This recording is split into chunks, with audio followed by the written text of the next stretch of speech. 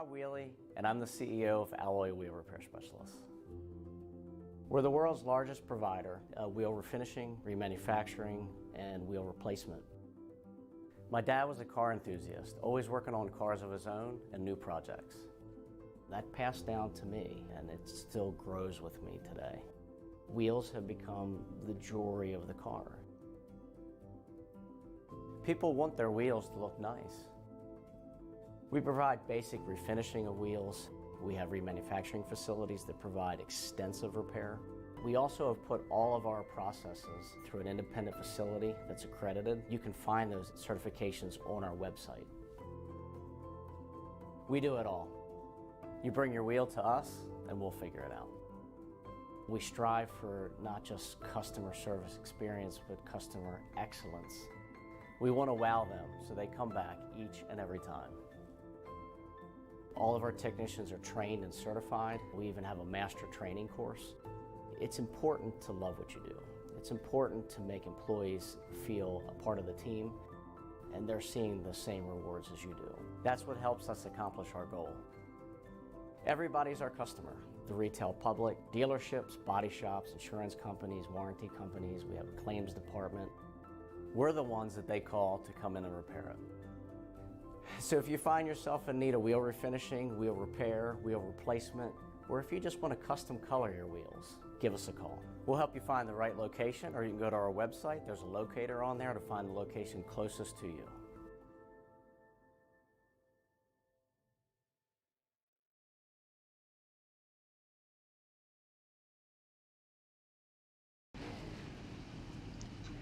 Hello everybody, welcome into the FastTrack Sim Racing Cup Series here on Ghost Racing Network.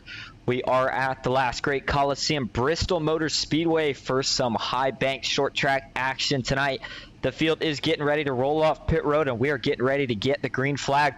But before that, we do as always have to start with some of your pre-race ceremonies. What better way to kick it off than with tonight's starting grid? On the pole is going to be JBR E-Racing's Joshua Watson. We've seen him in this possession many times. We'll see if he can dominate again here tonight at Bristol. Second is going to be Andrew Nieder. Third, Austin Fitzgerald, winner at Atlanta earlier in the season. Tyler Marble, fourth. Fifth is going to be Carl Dotson. Joseph Grijalva starts sixth. Moving back to row four, it's going to be Jeff Marble and Scott Glasso. Ninth, Alan Pajari. 10th is going to be Bill Benedict. 11th, Ryan Shiro. 12th, Andrew Kotska. 13th, Sean Kaltenbach. 14th, Brian Conklin. 15th, Brian Curry. 16th, Richard Elliott. 17th, Scott Naslin. 18th, Kyle Oakley. Jared Bundy and Tracy Powers make up row 10, and it's going to be Jacob Musso and Cody Richardson in row 11. Jerry Isaac starts 23rd with Johnny McCallcheck to his outside in 24th. Patrick Stein 25th, Cody Matthews 26th. 27th is going to be Andy Tico, Glenn Grigsby 28th. 29th, Joe Musso 30th, Dave Sanders 31st, Todd Shiro 32nd, Cody Colley. 33rd is going to be Nicholas Isaacs. 34th is, well, myself. I did mess up and accidentally joined as a driver tonight. So moving back to actual 34th, it would be Ryan Haynes. And 35th, although it says 36th, would be Jeffrey Souza.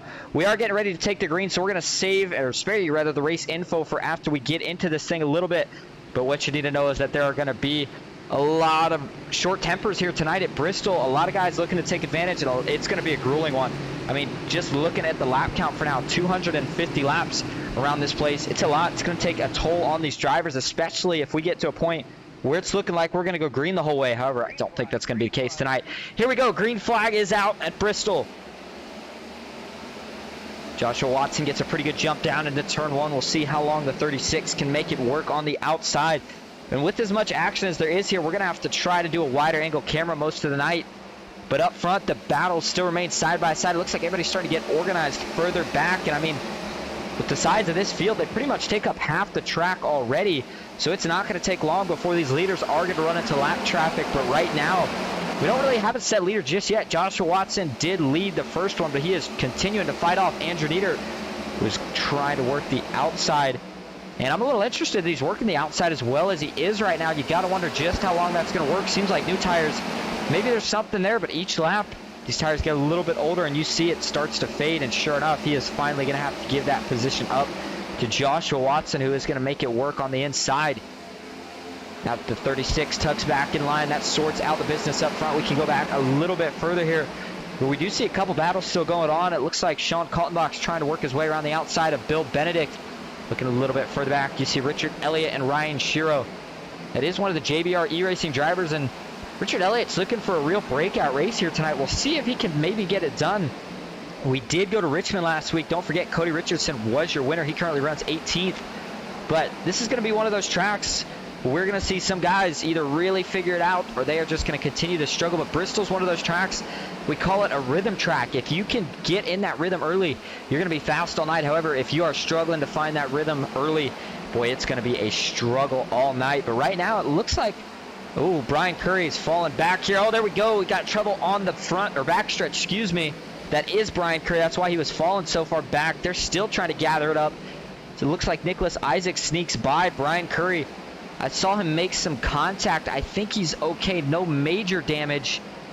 But that's going to cost him a ton of time. Doesn't bring out the caution. We do stay green. Oh, we got another spinner. That's Cody Matthews. He hits the inside wall pretty hard. No caution again. He gets it rolling now. We'll see if he decides to go into the pits or comes back on track.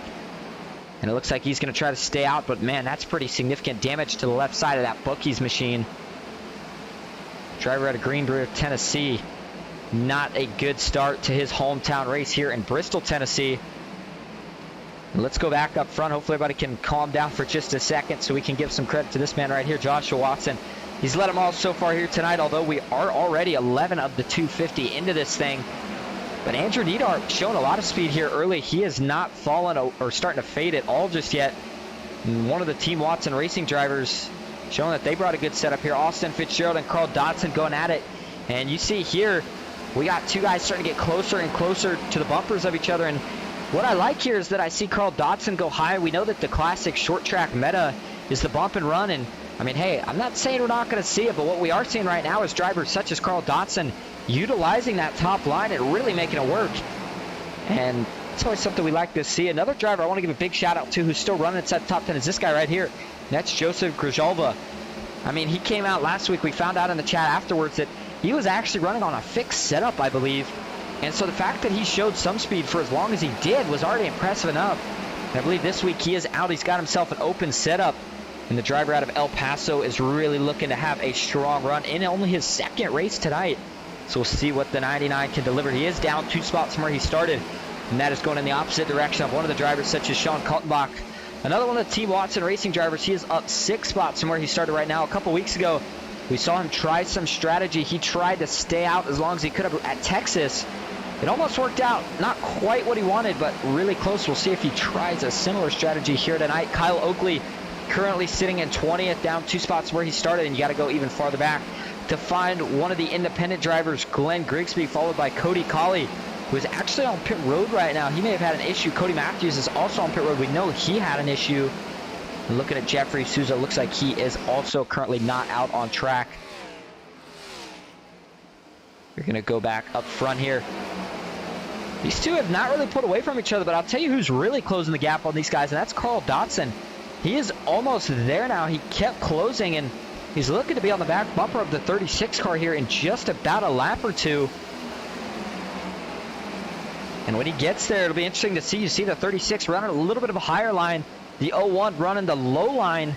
And just as I say that, they're going to swap it up into turns 1 and 2. Looks like the 01 runs that middle of the top line, the 36 down low. And when Carl Dodson gets there, what does he do? I mean, you can go 3 wide here at Bristol, but man, it is really tight and usually doesn't end too well. See what he decides to do. And while these guys are kind of racing and mellowed it out just a little bit, let's take this chance to go over your race info. I mean, got to know it by now, but we are at Bristol Motors Speedway for the Bristol Spring 250. These guys, it is the FastTrack Sim Racing Cup Series. It is going to be 250 laps tonight, which we've already ticked off quite a few. These guys are at 100% fuel. They all have 3 sets of tires.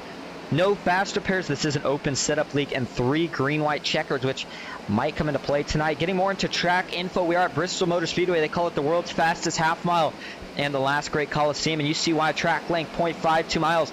Track temp is sitting at 92 degrees Fahrenheit right now. Looking at the weather outside, 65 degrees, 20% humidity, clear skies, and just a little bit of wind. Actually, maybe a little bit more than a little bit at 9 miles an hour, but it's not really going to affect these guys here in this massive Coliseum. But Bristol's I don't know if they really call it one of the crown jewels, but it's definitely one of those races that stands out when you look at the schedule over the season. It's a race that all these guys certainly want to win at, and they know that it's certainly going to be one of those ones that you got to put maybe a little bit more practice into than some of the other tracks. And when it comes to practice, we certainly know Joshua Watson is one of the guys that puts just about as much in as anybody. I'll tell you what, let's go through your whole running order here as we are already over 25 laps into this event. It is still Joshua Watson leading the way with Andrew Nieder at second. Third is going to be Carl Dodson. Fourth, Scott Glasso. Tyler Marble, he's having a good run, currently sitting just inside that top 5 in the 5th position. Austin Fitzgerald 6th, and hold that thought because the yellow flag is out. Not sure what for, but it looks like it might be Nicholas Isaacs. Oh, and he is on the apron slow here in the 9 machine. Not sure exactly what happened yet, but it looks like, oh, he's got some pretty hard right front damage. So he has definitely made contact with something he's not supposed to. Let's take a look back at it. Does draw out your first caution of the night here at Bristol. Oh, and I'll back that up. Oh, wow. And it looks like, I believe this is coming off turn 2. And, oh, he drives up, and he was not clear. Drives right up into the 95, which I believe is Jacob Musso. The Musso speed shop, and that turns him into the outside wall, and then he goes for a long slide here. And boy, somehow none of these guys get collected, and that is not something you'll probably hear me ever say again if they wreck tonight at Bristol, because there's just nowhere to go here when they wreck. I mean, you see how close the inside wall is to the outside wall, and with this many cars on the track, in fact, there's your leader. He probably didn't like what he had to see out his front windshield, but you got to maybe wonder here if Nicholas maybe had mechanical issue. Well, what I want to do here is take a ride on board. It usually gives you a better idea of what exactly happened. He may have also been loose. I know sometimes these guys do get loose off the turn, but it looked a little odd. Here we go.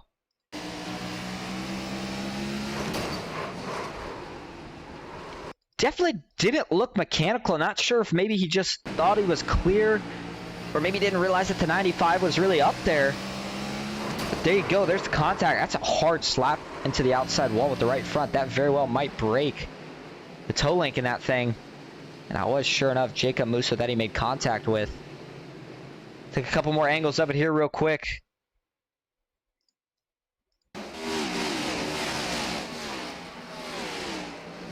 Man, good. And I'll tell you what, he spun around the right way too. You know what I'm saying? I mean, when he spun around, sometimes you got to worry about him coming back up the track. Not just everybody initially missing him, but that he would maybe come back up on the track. Thankfully, he didn't once he got it straight out.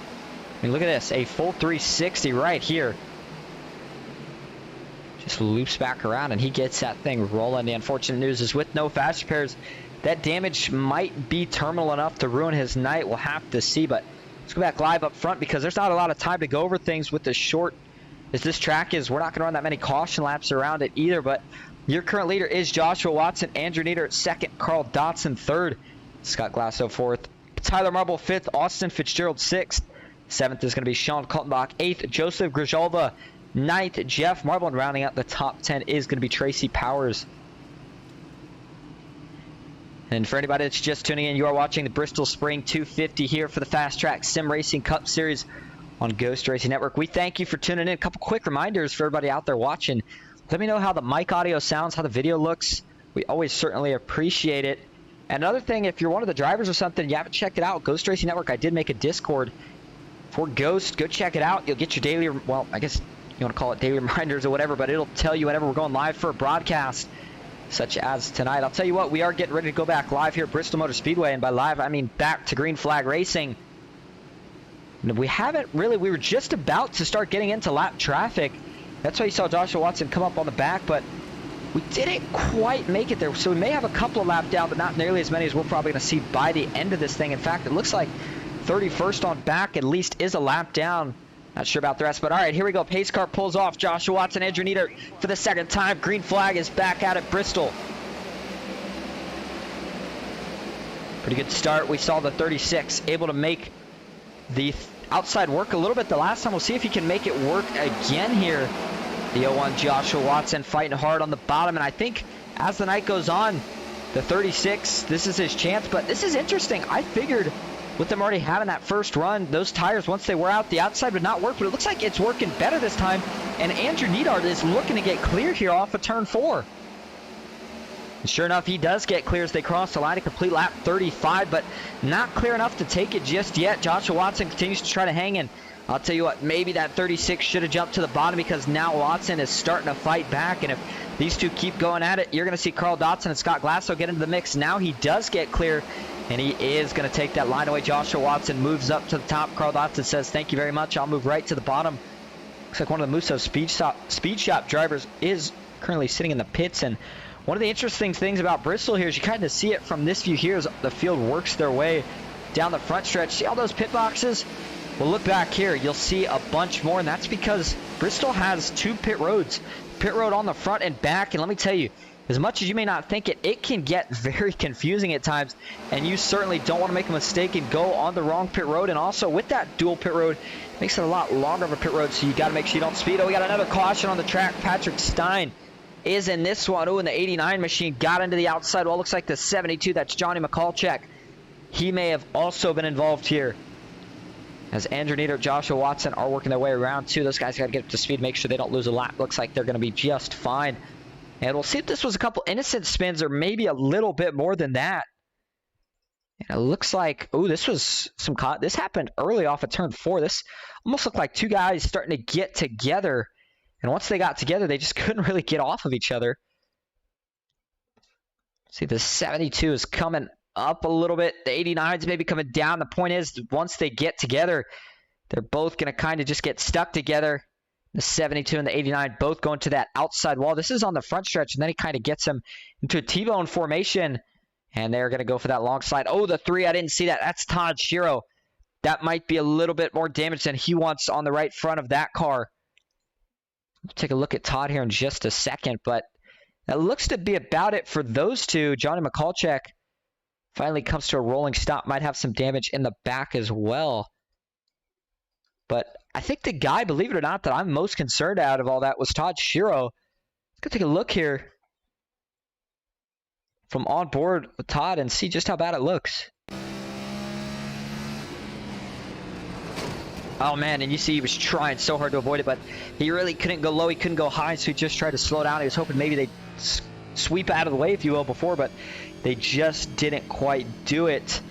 Take a couple more views of it here before we go back up front.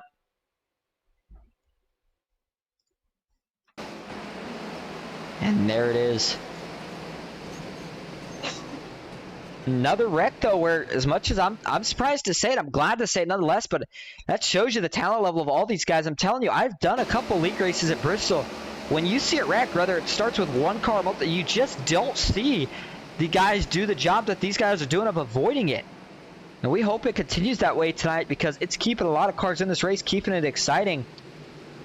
As we go back live up front here, your current leader now, not Joshua Watson, rather Andrew Nieder for Team Watson Racing. Joshua Watson for JBR E-Racing, starting second this time. Scott Glasso third, Carl Dodson fourth. Tyler Marble rounding out the top 5, and we will go over your whole running grid here once we get a couple laps ticked off. Danny Gutierrez in the chat says looks good, or looks and sounds great. Well, thank you, Danny. A little sad to not see you out here tonight, but glad to see that you're in here watching. Hopefully you are enjoying. Coming to the Geico restart zone this time. The lights are off. Actually, I take that back. Sorry, the lights are not off. So they will not be going green this time, but they should be getting the 1-to-go signal nonetheless. And we're still not 100% sure on when we are going to see that first pit stop. This is changing things up, though, with these cautions. I mean, I don't think we're going to see that first green flag pit stop till probably somewhere after lap 125 at this rate, which would be over halfway through this event. Unless some of these guys decided to change it up. I'll tell you what, let's look at how some of these guys that had damage stuff are doing. Jeffrey Souza never did make it out onto the track. Looks like Cody Colley, who we saw retire rather early, has also called it a night. Cody Matthews sitting at 33rd. Brian Curry 32nd. Brian Curry, it's currently showing not on the track, so he may have retired as well. Nicholas Isaac starting 31st. Those are some of the damaged cars. Back up front, we did get the 1-to-go signal, so we are going green this time. And here we go. The pace car pulls off. Back to the Geico restart zone. We switch the positions this time. Let's see if the 36 can make the bottom work. Green flag is back in the air.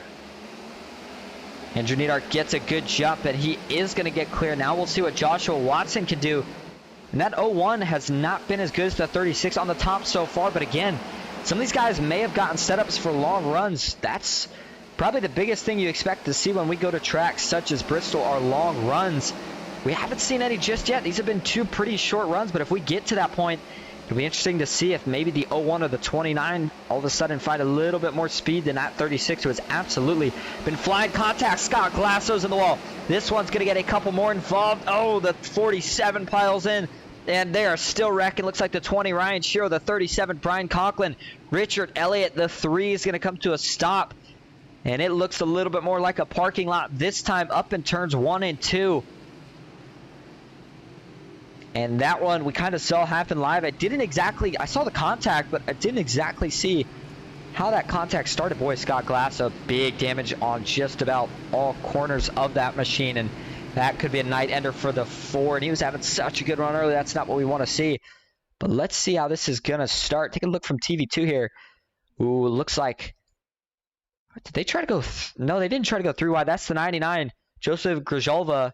And, oh, he's getting a little loose as the 4 is trying to get straightened out for the straight. Actually, I'm trying to, right here, the 99, the 4 is expecting him to go up a little bit. Yeah, that's going to be the 99 getting loose, what it looks like at least. And he gets down, clips the 4 Scott Glass, so that turns him into that straightaway, the outside wall. Looks like the 48 snuck by somehow. That's Tyler Marble. But then there you go, guys that just know where to go. The 2, Sean Kaltbach, he's going to get some damage in the front end.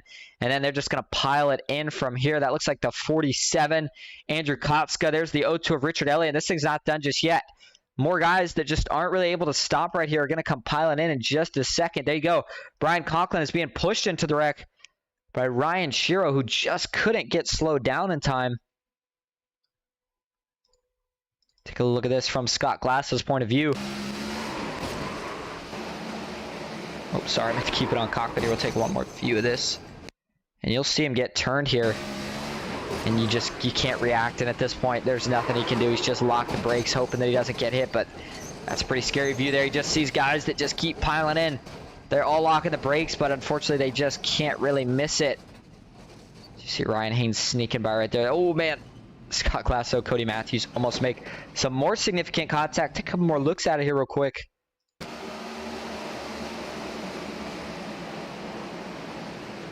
That was, of course, the view that we initially saw it from, and then one more shot of it here from the static cam.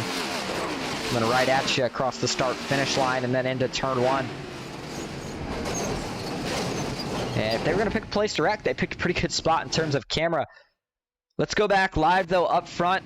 Andrew Neidhart still leading the way this time. The 01, Joshua Watson 2nd, Carl Dotson 3rd, Tyler Marble 4th, Joseph Grzalva 5th. But you see the front end of that thing's pretty banged in. I think the Next Gens came out with the new damage model recently, and that is part of it. You see the 2 of Sean Kaltbach. The front end of that thing is also pretty banged in. And wondering if that's going to affect the drive of these cars anymore or not. We'll kind of be able to find out as the race goes on. I'll tell you what, let's see if we can pull up Andrew Neidhart and try to get a word with him real quick. Hey, Andrew, this is all set up at the booth. You got a copy? Yeah, sure do. All right. Well, you look fast so far, man, especially in the short run. I know you're going green, so I'll just get a quick word with you here. But I know we haven't had a long run yet, but is the car going to be pretty good for when we do have one? We'll see. In practice, we only ran about 50 laps, just thinking that we were going to get short runs tonight. So far we're proven right, but who knows? This is the FastTrack Sim Racing League, and sometimes we do get some good green flag runs. So we'll keep tires on it and pray. All right, well, good luck, and hopefully you can get this thing done. All right, thanks. And boy, he sounds nervous, and I'll tell you what, I really like that. It seems like every time we get an in-race interview from one of these guys, they sound like they would, I guess you'd say in real life, they just sound excited, they sound nervous. They know this is a competitive field, and they know that we're going back to green here for potentially a long green flag run. The 36 gets the jump, but this time, not quite as much. He is going to get clear of Joshua Watson into turn 1 and out of turn 2. For the back, everybody's still dicing it up. I'll tell you who's starting to make their way up here, and that's the man that got it done last week, Cody Richardson. He is up 15 spots from where he started, currently sitting in 8th position, trying to work his way around the outside of Austin Fitzgerald and Joseph Grzalva. 29, Carl Dotson. He does have his teammate behind him, by the way, Andrew Kotska, trying to get to the bottom of him now, and the 99, we'll see how long that works. Boy, wow, these guys are looking really, really loose right now. Everybody's struggling for grip here early at Bristol. Like I said, Very impressed, though, with the amount of side-by-side that we've been able to see so far. I really, coming into this race, didn't expect the outside to be as powerful as it's been. I thought it'd kind of be a single-file bump-and-run scenario if you really wanted to pass, but we are seeing a lot of the passes be completed on this outside line.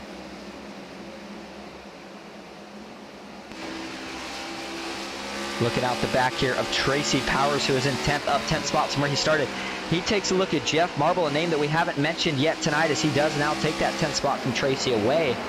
But a name that I would not be surprised if we start mentioning more as the night goes on. He is currently down 3 spots from where he started, so he had a good qualifying run, but things maybe not going as well as he would like. But he is going to finally now try to complete the pass and does slide up in front of the 25 machine of Tracy Powers.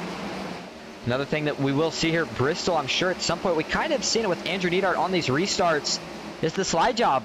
You try to get really aggressive into the bottom of the corner. You try to slide right up in front of that guy that's working the outside. And speaking of working the outside, the 01 of Joshua Watson is doing just that now. And I think he may have saw Andrew Neidhart was running pretty fast. He said, let me see if I can find some grip up here. And that's what he has certainly done. Carl Dotson's been hanging in the mix all night. And don't count out the 48 of Tyler Marble in the Hooters Racing Machine. He has been looking fast here so far at Bristol. We got one on the apron. Never mind, that's just Richard Elliott.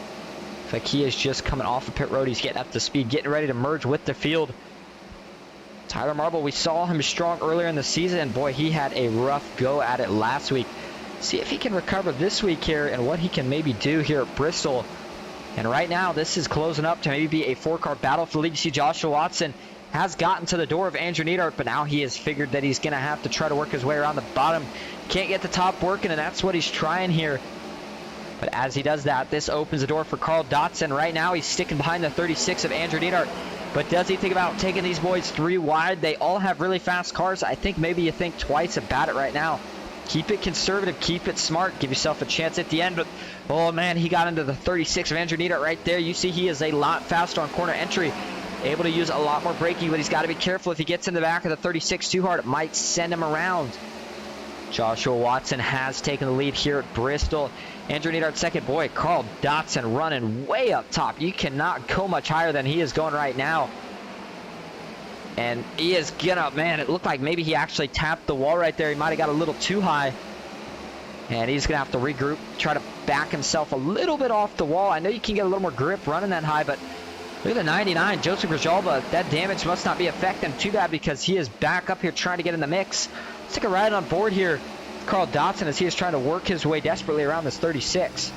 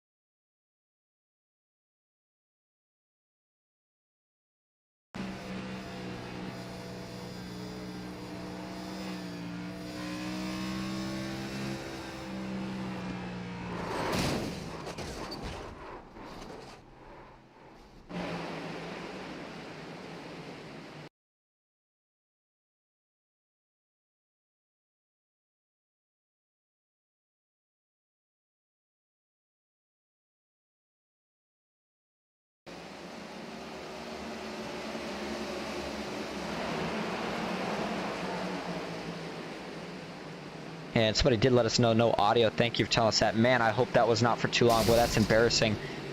Anyway, thank you for telling us sad music. But real quick, let's go back to what we were just talking about while we were muted. And that's what brought out this caution. We were just saying the 89. Not sure what happened. It looked like he was struggling really bad with the handling of the car. And he seemed got loose on the front stretch. He made a slight overcorrection, and he nailed that outside wall. I didn't even think you could hit the wall that hard here. But, man, that is a big, big impact from the 89 car. Destroying the right front toe link. The front end is gone, and that is 100% going to end his night with no fast repair. A little bit of struggles, and boy, that is what they can do for you. We saw him get involved in an incident early, and it just made things so much worse. One final view of it here. There you go. Man, that was a big hit. Just checking on something here real quick. Looks like we had a couple cars. I believe they were just coming to a stop. We just want to make sure they did not have any actual incident. And it looks like, sure enough, they just were slowing down. That's Nicholas Isaacs and Glenn Grigsby with cars that are currently sitting out back. Now going out front, Carl Dotson this time is going to be the leader. It's because we saw a couple pit stops, maybe a couple guys stay out, or I guess I should maybe say it that way. Carl Dotson is currently being scored first with Glenn Grigsby second, third Joshua Watson, fourth Andrew Nieder, fifth Tyler Marble, sixth Joseph Grijalva, seventh Sean Kaltenbach, eighth Jeff Marble, ninth Cody Richardson, and 10th is going to be Andrew Kotzka. I'll tell you what, if anybody's out there watching that can, let me know, was I muted for as long as, I sure hope it wasn't that long. For some reason, every once in a while, I still do that, and I'm not sure why, but I hope I wasn't muted too long for everybody. So we are 79, about to be 80 laps through this thing. And that's a lot of laps overall. It would be a lot of laps, at least at most places. But at Bristol, not that long. That'll only be about 40 miles if you think about it. Actually, a bit over 40 miles, but not by much. And Glenn Grigsby looks like he is going to try to take him to green this time, or lead him to green, at least on the bottom. Carl Dotson is, of course, your leader that will be actually leading him to green. But let's see. I'm kind of rooting for the 64 right here. We'll see if he can do it. Sad music says it was a little while. Dang, I hate to hear it, but I'm glad somebody's out here letting me know, as I can't fix something unless you let me know. Here we go. Green flag is back out. This 64, Glenn Grigsby does not get a good restart. That allows the first two cars on the outside to get away. For the back, Joshua Watson jump into the high lane in front of Jeff Marble, the 48. Tyler Marble on the bottom. Are they going to try to take him 3 wide? They are going to think about it. Now they do go 3 wide. Glenn Grigsby trying to get out of the way. He gets a big bump from Sean Kaltenbach, who now goes 3 wide with Scott Naslund and Cody Richardson. And boy, right now, Sean Kaltenbach's trying everything to get around. He's going to have to make a desperate jump to the top line so that he can make it work. And he is finally going to get around that 64. Now Austin Fitzgerald's going to have to figure it out. And right now, we're keeping our eyes up here, or back here, because this is where I'm the most worried for the field. These guys are really struggling to get around Grigsby. And oh man, Dave Sanders and Austin Fitzgerald almost got into each other right there. Maybe actually did make slight contact. They keep it pointed in the right direction. And now it looks like they're starting to sort it out a bit finally. Andrew Neidhart was able to pull away and all that from Carl Dotson, who currently sits in second. The gap is already almost at a second. Well, he is stretching it out early. Joshua Watson third. Fourth is going to be Joseph Grijalva. And fifth is going to be Tyler Marble still. But what we've seen so far with battles for the leads here early on the restart, not the case this time. And I'm interested to see how far Andrew Neidhart can stretch it here with that clean air and not really much pressure from behind, at least not yet. We might see a couple guys getting up here sooner or later, and I think the first one you'll see up here will probably be Joshua Watson, who is now up to second. He's found his way around Carl Dotson, and he has a 2.5 deficit to make up. Of course, he still has plenty of time to do so, and it looks like right now, still a decent amount of time before these guys are going to catch up to the lappers. But when they do, that can also play a role in how quick or who passes who. Almost saw 3 wide for the back. Carl Dotson is in the outside wall. This time it's a little harder than it's been before. He's going to get out of it, but he's going to lose a handful of positions. There goes the 15 of Jeff Marble by. The 25, Tracy Powers, was trying to go as well. I think he's going to be able to get away, but can only damage your car so many times before it is going to start to affect you. Cody Richardson is trying to get around the outside of Scott Naslund, just ahead of these guys in the battle for 7. It looks like Scott Naslund is going to prevail as he jumps up top.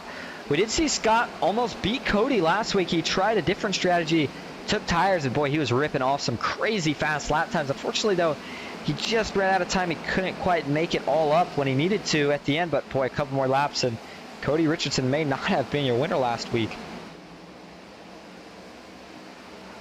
Up front, Andrew Neidhart still leading. The gap initially had started to close here a bit, but now it's kind of evened out, maybe stretched just a tiny bit.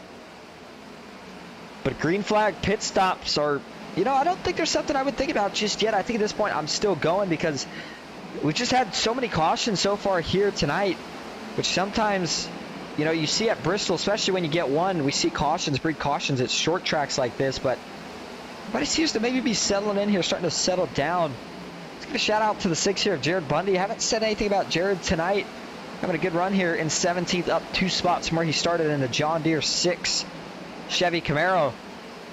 He does have a charging Brian Conklin behind him, who was involved in that last incident. Well, not the last incident, the incident right before that. That is a Team Marble iRacing driver. He has some damage, mostly to the back, maybe just a little bit to the front. I think he's going to be okay, though. Glenn Grigsby settled back in 19th position after that chaotic start. And he has Scott Glasso and Andy Tico behind him in 19th and 20th. Up front, the gap now almost at 2 seconds. This is where you start to ask yourself, has Andrew Neidhart maybe found something? But look how quick he is starting to come up on lap traffic. Can I give him maybe another handful, maybe 10 at most laps? And he's going to be on the back bumper of that 34th place car, which is currently Jeffrey Souza. Jeffrey Souza has actually came out on track. We didn't see him earlier, but he must have fixed whatever issue he was having, and he's out here now, and it's good to see him out and running. All these guys have got everything settled down. I think it gives us a good chance to go check on some things. The first thing, letting you know about points and schedule. So let's get right into your points situation. Joshua Watson still with a pretty big lead, but Jeff Marble is trying to slowly close in the gap with the consistent finishes. Austin Fitzgerald third with that win earlier in the season at Atlanta. Then it's going to be Tyler Marble. Cody Richardson, the newest winner here in the FastTrack Sim Racing Cup Series, got it done last week at Richmond. And then Scott Naslin 6th, 7th, Brian Watson, Alan Pajari 8th, Carl Dotson 9th, and Jacob Musso getting his way into the top 10 for points. Next week, we are going to finish off our short track stint for the season as we go to Martinsville to Paperclip. And I guess it's going to be kind of similar to Bristol. Won't be quite as fast, and tempers are going to be even shorter because you really can't make the outside work there. The only way you are going to get around is to use the chrome horn. After that, we head to the Big Bad Talladega Super Speedway, one of the races I'm really excited for. Always fun to commentate, and at the 2 Speedway tracks we've been to, we have seen good finishes so far. Looking to see another good one there. Dover for 200 laps on May 1st, and then it's going to be Kansas followed by Darlington. After that, we head to North Wilkesboro for the All-Star race, and then Charlotte for another one of the No Bull races. And after that, a couple more races before a bye week. Back live here on track at Bristol Motor Speedway. If you're just tuning in, you are watching the Bristol Spring 250 here on Ghost Racing Network.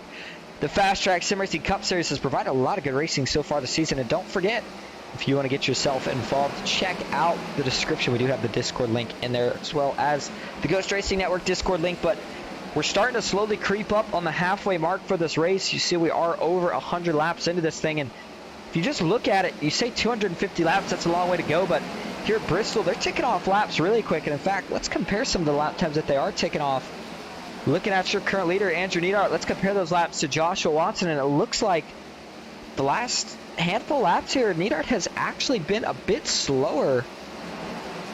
And we will see if that's a trend that's going to continue. In fact, looks like the last lap he was just over a 10th slower. Joshua Watson has cut that deficit from about 2 seconds down to about 1.7 seconds. But the moral of that story is that they're taking off laps at about 14, 15 seconds a lap. That's why they go by so quick here at Bristol. Let's go back and check how some of the field is doing here. Got a little bit of a battle here between the 15 of Jeff Marble and Tracy Powers. This is currently the battle for 8th, and it looks like right now Jeff Marble does have the preferred position. He is going to take that spot. Now the 74 of Austin Fitzgerald is going to try to take that spot as well. We'll see if he can get it. When we went on that in-car cam, I'll tell you something that kind of surprised me is how hard these guys were able to drive these cars into the corner. I know in real life with the next gens, the drivers were talking about cars here just felt way, way too fast through the corners. For a short track, all things considered, but yeah, boy, these guys were absolutely hauling it through the corners. And you know that means that if you drive just a little too hard, you're going to be wearing the heck out of those front tires. And, of course, wearing the heck out of the back off the corners when these things really, really become a handful and get loose. Bill Benedict currently sitting in 15th. Jared Bundy, Johnny McCallcheck. Oh, I hear another one in the wall. It's the 65, Eddie Tico, the 2, Sean Kaltenbach's around. Caution is out. He is going to hold the brakes as everybody tries to get by. And not sure if he got some help. See some tire tracks back there in turns 3. Might give a fair indication of just what happened here. 5th caution of the night here on lap 111. See what happens to Sean Kaltenbach. Oh, this happens in front of him. Dave Sanders and the 65 of Andy Tico, they both get together. And then this was a product that kind of happened after it, a bit farther back. Looks like Richard Elliott might have been involved as well. Let's look from a different shot. And there you go, the 65 and the 77. Oh, once they get together, hard contact. Oh, the two tried to get around. He just got a little loose, and when he came back, got Richard Elliott. Oh, Todd Shiro gets that right front, more damaged, as he just really had nowhere to go. One more shot added here. Actually, let's take a ride on board here. I'll tell you what, with Andy Tico. See if we can see. Think what happened here. He may have been getting loose. That was my initial guess. We have seen these cars be such a handful so far tonight for a lot of these guys. Like, getting loose has not been anything new. And maybe not so much. Maybe the 77 coming up a little bit more than he expected, but that gave pretty heavy damage to the 65 too, who it looks like that thing is not really wanting to turn out of the wall. He finally gets it out of the wall, but interesting to see. Oh no, it did break a toe link. Oh man. And I didn't even notice that, but yeah, the 65, yeah, it's going to end his night. You saw him take another big hit there. After the fact, the suspension on that thing was broken, and it just did not steer. Watch this. See, he's turning it. Oh, that right front just not turning. And man, you hate to see that for Andy Tico. But that is most certainly going to probably end his run here at Bristol. Going back live, your current leader is still Andrew Neidhart, Joshua Watson 2nd, Tyler Marble 3rd, Joseph Grijalva 4th, 5th, Andrew Kotska 6th, Scott Naisland 7th, Jeff Marble 8th, Cody Richardson 9th, Austin Fitzgerald 10th, Alan Pajari 11th, Tracy Powers 12th, Jerry Isaacs 13th is going to be Jacob Musso 14th, Scott Glasso, Bill Benedict 15th, Brian Conklin for Team Marble iRacing 16th, 17th, Jared Bundy 18th, Johnny McCallcheck 19th, Todd Shiro 20th, Kyle Oakley 21st, Ryan Haynes 22nd, Dave Sanders, who currently sits in the pits. Glenn Grigsby is going by. He is going to take that spot away, but going back to 24th is Carl Dotson. Boy, he found himself in an area he did not want to be in. Sean Kaltenbach 25th, Andy Tico 26th, Richard Elliott 27th, Cody Matthews 28th, Ryan Shiro 29th, who it looks like is not on track right now. That's going to be Patrick Steen. So, tell you what, we've had a lot of cars retire from this race already, and we still got a good ways to go here. In fact, I'm trying to find it here, and it looks like with Ryan Shiro, Cody Matthews, Richard Elliott, all currently sitting on pit road. Andy Tico as well. Not sure if he retired. Sean Kaltenbach is on the pits. We are continuing to put more and more cars a lap down. This might be the race where we have the most lappers so far of the season. I told you we'd see a lot at Richmond. Boy, we certainly did, but we are seeing a lot here tonight. The only thing helping most of these guys has been the amount of cautions, because it has kept them from having to worry about going a lap down. They haven't had to worry about fighting too hard for it just yet. As you see, the lights on the pace car are off. That means we're going back to green this time. It's going to be 10 laps from halfway. I think at this point, if you still have two tire sets remaining, you're doing a good job, because I think we're going to have a caution towards the end, but we'll see here. And what can Joshua Watson do from that outside line? Can Andrew Neidhart get clear into the Geico restart zone? They go. Green flag back in the air at Bristol. This time the 01 gets a pretty big jump. The 36 really sends it in to make sure he doesn't have to worry about fighting him too hard for it. Now we see the 01 up on the top line. That seems to be his preferred position. And this time he doesn't have to worry about fighting through anybody to get up here. He's there from the green. And I think that is going to make Andrew Neidhart's life a bit harder. He probably was not wanting to see that caution. You start to get comfortable. Jeff Marble, you see him in the picture on the right side of your screen. Andrew Kotska, Scott Naisland, all guys having great runs. The 99 and the 48 have been up here hanging around the top 5. Now they are in the top 5. But up front, the 36 and the 01, it's kind of been a two-horse battle for the most part of the race. We saw Carl Dotson show some competitiveness at one point, but some of the guys I still have my eye on that I want to see if they have something for late in this race include some of the drivers such as Tyler Marble, Scott Naisland, At 99, I think he's strong. I don't think he has a winning car, unfortunately, though, with that damage that he obtained. And here we go. We got a battle heating up for the lead. It looks like the 01's trying the inside to get around Andrew Neidhart. He is fighting back, but boy, Joshua Watson looks really strong this time on the bottom. And he is already going to complete that pass. This time he's not going to give him any chance. He slams the door down the backstretch. Andrew Neidhart, this is where you got to decide. Do you just settle in and try to ride around, save your tires? You got to realize at a certain point, maybe you just don't have anything for that guy, and you definitely don't want to risk burning all your stuff up trying to chase him down too hard. We're right on board with both of these guys. Show you the speeds here. 141 at the end of the straightaway for Joshua Watson. Here's Andrew Neidhart trying to follow his line, and you may not want to follow the exact same line as the guy in front of you. Eventually, it's probably not going to work too well. And you see he is trying to ride about half a line lower. Maybe not working quite as well as he's wanted, but he is certainly trying to anyway. Further back, here's a ride on board with the 99 of Joseph Grijalva, as he is trying to get around the 4 of Scott Glasso, but he's not going to be able to do it right now, and he's going to have to stay content. Sorry, not Scott Glasso. The black back looked like Scott Glasso's car. That's the 48 of Tyler Marble, who is up here. Scott was involved in an incident earlier, went to the back. Tyler Marble looking a little bit loose right now. Ooh, some smoke ahead. Not sure where all that smoke came from. Oh, it looks like Cody Matthews was getting down into the pits. Not sure if he spun or just chose to go down there. Dave Sanders may have had an issue here. Let's take a look. It looks like he's getting a little loose. He's getting up, and that thing is going to come around. Oh, wow. And not going to be able to hold on to it. Finally spins it back down into the inside wall. Surprised that didn't draw a caution, but it didn't. So we do stay green here. So let's go back up front. Now yellow flag is out. This time we got to reckon it's going to be Scott Naslin. He was up front. What happened here to the 22? We're looking for him. And he is, oh man. Not sure what happened here, but boy, he fell in a hurry. Looking for damage. I don't see anything too bad just yet. Hopefully this was just a harmless spin here from Scott, but we're going to have to take a look at it. Ooh, he is already loose at this point. 15, Jeff Marble on his inside up top, and looks like that thing just kind of comes around on him. He gets tagged once it does come around by Andrew Kotska, and then he goes for a long, harmless slide where everybody else was able to avoid him, thankfully. But it looked like this thing just got really loose out of nowhere, didn't it? Let's try on board with this gyro cam here and see if that's what it looks like.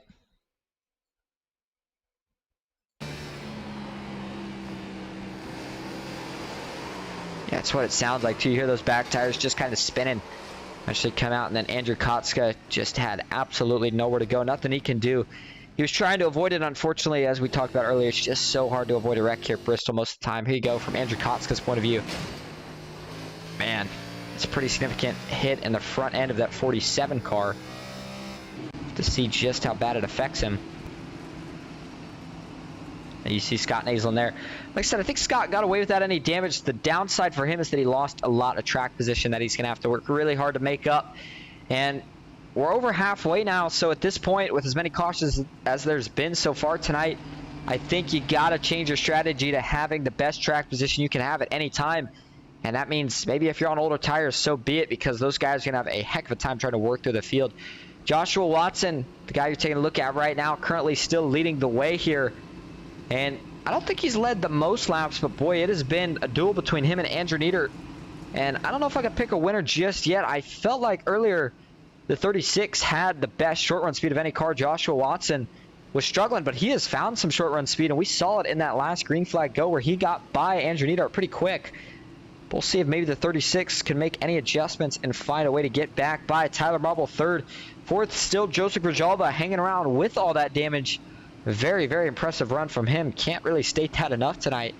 And we would not be surprised to see him still hanging around the top 5 when we're reading the results at the end of this thing. Jeff Marble in the 15. He is now up 2 spots from where he started, currently in 5th. And remember when Jeff talked to us, he was telling us just how important qualifying is at tracks like these. And he had a pretty decent qualifying tonight. I'm sure he would like maybe a little bit more.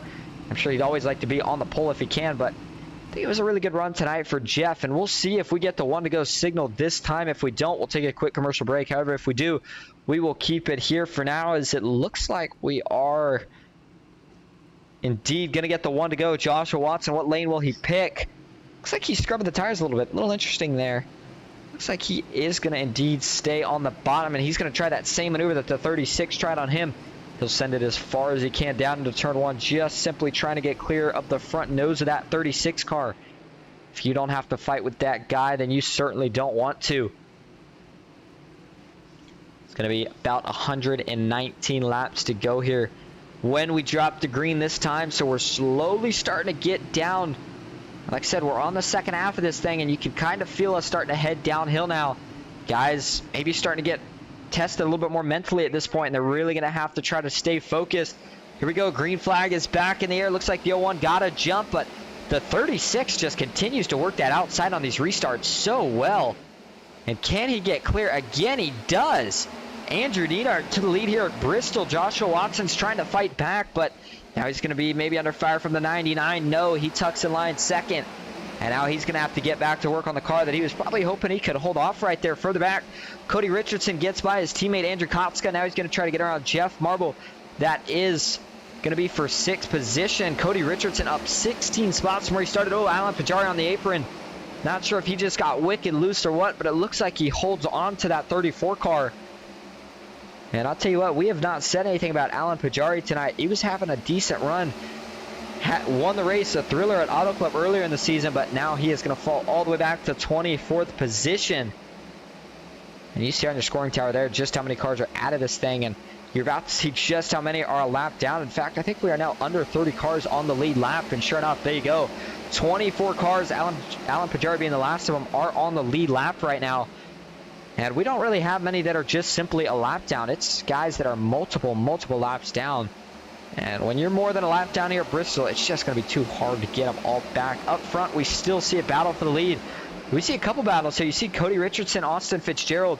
Those two get it sorted out. Scott Glasso, though, he wants to get more from Austin Fitzgerald, excuse me.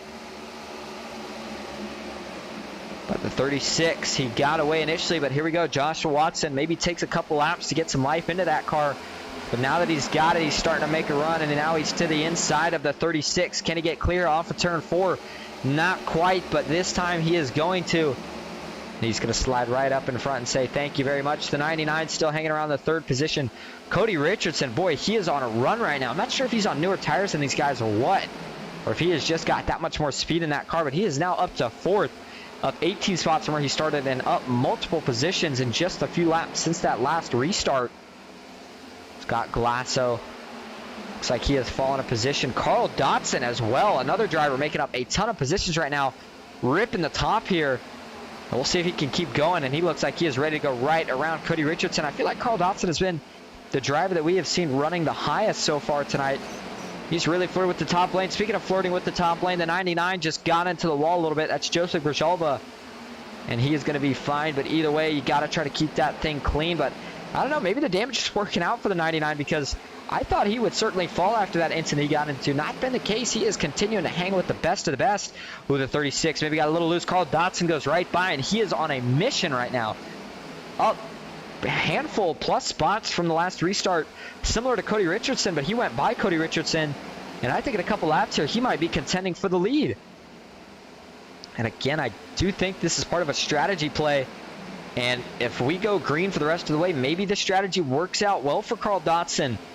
But if we get another caution, then maybe the strategy doesn't work out so well for Carl Dotson. I got to believe he's on new tires right now with the ground he's making up. And just as I say that, guess what he didn't want to see, the thing that he got, and that is a caution. Not sure exactly what this caution is for. We're looking for it right now. And not showing exactly what this caution could be. Oh, here we go. We got a couple stack-ups here. I'm not sure exactly where this started, but we are about to figure it out. Oh, man. Oh, my goodness. This one is going to collect quite a few, it looks like, or at least quite a few are going to make some sort of contact at some point in this. And it looks like it started with Jerry Isaacs, the 51 machine for Mad Sim Racing. Here we go. See what happens here. It looks like one of the Musso Speed Shop boys gets under and maybe got in a little too hard, gets up into the 51, and that looks like the 95, I think. Jacob Musso, and they get up the track. Bill Benedict, Brian Conklin, Todd Shiro, nowhere to go. The 17, is he going to sneak by? Oh, he just barely does. But here you go, the 51 coming up the track. The 72, big contact for Johnny McCulchuk. And then there goes the 34 of Alan Pajari. He's going to escape it low. Cody Matthews, is he also going to get by? Oh, he makes slight contact, but don't think that will actually affect him, at least not as much as it affected Jerry Isaacs and Johnny McCallcheck right there. A couple more shots of it right here. And sure enough, I'm pretty sure this was just getting a little too hot. And boom, there it is. Gets him in the left rear, and that sends him right around. And then here comes the onrushing traffic. And let's ride on board here with the 72.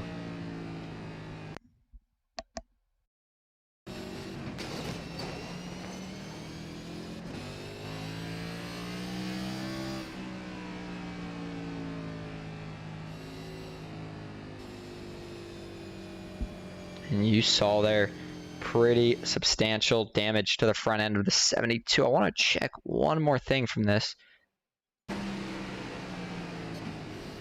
And I mean, that's what I wanted to hear. The wildest part about that is that you hear Johnny is pretty much off the throttle, on the brakes, trying to get that thing wound up from the start of the corner, and he didn't make contact to the exit of the corner, and he still hit him as hard as he did. So shows you a pretty good idea just how fast these guys are going. I'll tell you what, while they are under caution, we're going to take a quick break, but we'll go Ghost Racing Network side by side so you won't miss a thing. We'll be right back.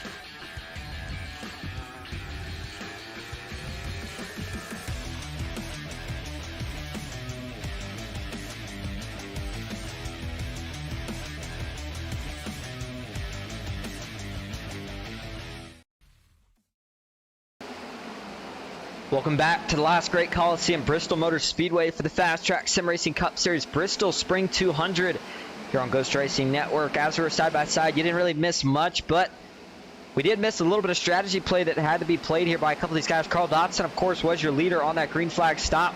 Jared Bundy was second. And these are a couple guys that have to stay out with the way they played their tire strategy.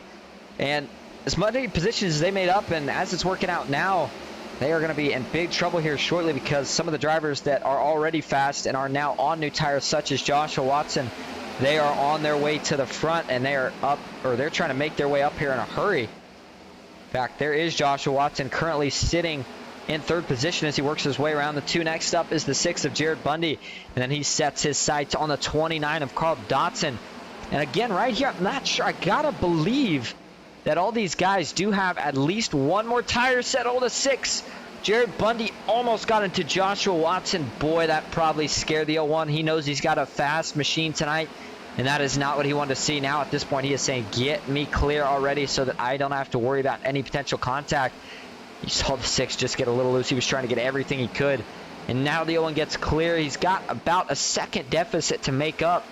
But I look to see that time go down real quick here as Carl Dotson has clean air, and he's certainly going to try to keep it as long as he can. But you got guys with fresher tires. Sometimes that clean air doesn't really do too much. Cody Richardson battling his teammate Andrew Konska and the 25 of Tracy Powers. He's going to try to get around both of them right here. So it looks like he is sticking to the bottom. A couple guys on the bottom with new tires, but it seems like the top is the place to be if you're on older tires. seems like he can make it work a little longer. I'll tell you what, right now, the gap has stayed the same that last lap or so. Joshua Watson hasn't made up the time that I certainly thought he would just yet, but he knows he's got the tires, he's got the car. He's just going to play it nice and conservative. He doesn't want to overuse his tires, as he knows we still do have a decent amount of this race. And depending on the way cautions are going to play out, this race has kind of turned in to one of those unpredictable ones. You really can't stick to a certain strategy because you just don't know what's going to happen. The best thing you can do is plan out, and you know why? Because we have had plenty of these tonight, and that is a caution. Cody Richardson and quite a few others were involved in this one, it looks like. Or sorry, Cody Richardson was not, excuse me, Cody Richardson was not involved. That was because they were all slowing up. So let's actually see what did bring out the caution here. And I was kind of sitting there wondering, I was like, well, I mean, I see him up here. I don't remember seeing Cody wreck, but I was also looking down at the data. All right, here we go. Let's look a bit throughout the field. You got to assume this was something further back.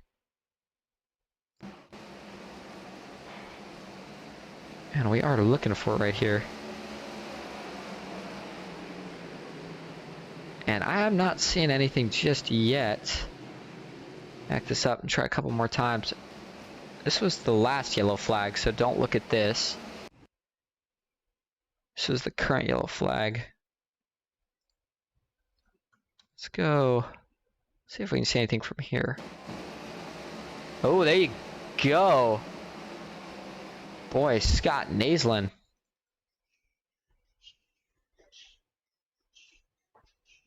Like he got turned around here. He's further back. He was in an incident earlier. And this is just making another one of those cases for a driver with a bad day gone worse. And looks like that's the 48 of Tyler Marvel to his inside. And it's just going to be slight contact between these two. And 48, yep, 48. Looks like he's sliding up maybe a little bit here. Kind of hard to tell. Let's back that up a little more before we look at the actual wreck. I want to take one more view of this here, see if we can maybe get a better shot or a better idea, if you will. It looks like Scott Naslin getting in the corner. And no, the 48 doesn't come up, at least nothing egregious. Maybe a little bit, but I don't really think he came up. They just kind of get together again. We've seen that a lot tonight. And then the 99, nowhere to go. Joseph Rojalva gets into him. That sends him up into the wall. He takes a pretty big hit. Then we're going to see an onrushing. I believe Johnny McCallcheck here. Not quite going to be able to sneak by. Oh, he just clips him, sideswipes him, if you will. So I don't think that's going to give him too bad a damage. But let's try in the cockpit here with Scott Naslin.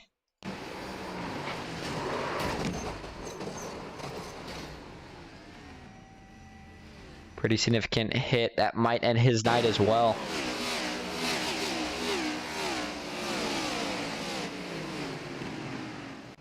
Let's go back live. Up front, Carl Dotson, you know, it's hard to say on... You got to assume maybe he didn't want to see this caution because he did have at least some gap to work with over Joshua Watson. Of course, this is going to help that 29 cool his tires, but, I mean, at this point, you know, Joshua Watson with those fresher tires is going to be trying to be really aggressive early versus, you know, maybe having a chance to let those tires even out over a long run. Carl Dotson knows how important clean air is, though, here, as we did get the 1-to-go signal. So he is certainly going to be trying everything to maintain it. And we are now at the point where we are quite a few laps under 100 here. 100 laps left, at least, to go at Bristol. So we are starting to now close in towards the finish line of this thing. This is all setting these guys up for next week as well. Martinsville last week, I felt like set them up for this week, and I feel like this week's going to set them up for next week. We might see more cautions next week, but we have seen maybe a record so far this season with 8 so far tonight. Green flag, though, is back in the air. Carl Dotson got a good jump, but is it going to be enough? That 01's working the top. Wow, Carl Dotson, power move. He got clear, but he didn't take it, and now that's going to give the 01 a chance to fight back up top. Carl Dotson being careful because he knew that was coming. Crossover move here from Joshua Watson. That is a veteran move right there. That's why he was showing so much patience on the top. And now Carl Dotson in that top line. Not sure which lane he likes better, but right now he doesn't really have a choice. We'll see if he can work it successfully enough to hold off Joshua Watson, and how long can he do it? They remain side by side. Can Sean Kaltenbach maybe close in on these two to have a chance at it as well? And it looks like Carl Dotson just about to maybe get clear here again. Certainly what he would like to do right now, but Joshua Watson refuses to give it up. into turns 3 and 4. These guys keep going at it. They just continue to wear each other's tires out. I think at this point it's going to be who gives first or whose tires give first. Because Carl Dotson, he's not giving it up. The 01 Joshua Watson, I thought maybe he'd tuck in line. Nope, he continues to run the bottom so that he can have a chance at that 29 for the back. Sean Kaltenbach looking in on these two. If either one of them slips up, he will be there. But now we see Joshua Watson kind of have to retreat for a second. He is going to give it back to Carl Dotson. And now they maybe settle in for just a little bit. No, Joshua Watson looking to go right back at him. 172 laps completed so far, and you think maybe we were towards the end with the battle that's going on right now. The 29, you see him starting to inch higher. That makes me think he is probably getting ready to maybe make some contact with the wall if he's not careful. Oh yeah, Carl Dotson's really using up every part of that racetrack right now to hold off Joshua Watson. And now that he gets clear again, he's going to be a little bit less aggressive getting all the way up to that wall, but nonetheless, seems to be the preferred lane right now. I'm very impressed at how long this 29 has held him off so far, but he's got a lot of laps still. Oh, there's some contact there. The 29 got into the outside wall, and then the 01 got into his right rear. Thankfully, I think they net coated a slight bit. Nobody got in trouble, and the 01 now is trying to go by, but Carl Dotson continues to fight back. This guy is not giving up more contact with the wall, but he just continues to try to cut away at him. Joshua Watson right now has the 29 on edge. Carl Dotson got into the outside wall the last couple laps now, and he is going to get clear again. Joshua Watson has got to be getting frustrated. He knows he's got a faster car probably, but he just cannot get around. Meanwhile, back further in the field, looks like the 36 and the 47 of Andrew Kotska trying to find their place in line. The 46, Cody Richardson's trying to get by the 4 of Scott Glasso. So we go even further back here. Looks like everybody else has pretty much single filed out, and as it's shown right now, it looks like we only have 21 cars on the lead lap. Of course, you will see that on your scoring tower there to the left. And we have a lot of cars out of it as well. In fact, 21 cars on the lead lap, and 27th on back has retired from the race. And we started with 35 cars tonight. That's a lot of cars to have retired from this thing already. Carl Dotson, now that he's taking the lead, he's taking some advantage of it. He is trying to pull a little bit of a gap here up to 0.3 seconds. And as he tries to stretch this gap, I think now's a good time for a Fast Track Sim Racing Cup Series. Crank it up. Here we go.